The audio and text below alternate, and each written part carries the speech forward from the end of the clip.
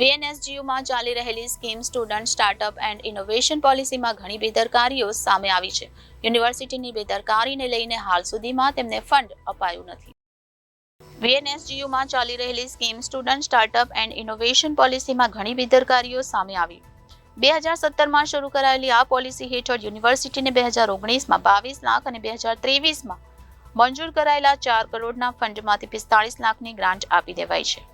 છેલ્લા 5 વર્ષમાં રાજ્ય સરકારે યુનિવર્સિટીએ કુલ 67 લાખની ગ્રાન્ટ આપી છે, જ્યારે યુનિવર્સિટીના ઇન્ક્યુબેશન સેન્ટરે એમાંથી ફક્ત 13 લાખનો જ ઉપયોગ કર્યો, જ્યારે SVNITના ઇન્ક્યુબેશન સેન્ટરે 2019થી ગણીએ તો 90 લાખ આવ્યા હતા, જેમાંથી 52 લાખનું ફંડ 59 સ્ટાર્ટઅપને અપાઈ ચૂક્યું છે. છેલ્લા 7 વર્ષમાં યુનિવર્સિટીના ઇન્ક્યુબેશન સેન્ટર ખાતે સ્ટાર્ટઅપ આઈડિયા માટે 147 અરજી આવી હતી, જેમાંથી ફક્ત 16 માટે જ પૈસા અપાયા છે. કેટલાક યુનિક સ્ટાર્ટઅપે પણ અરજી કરી હતી.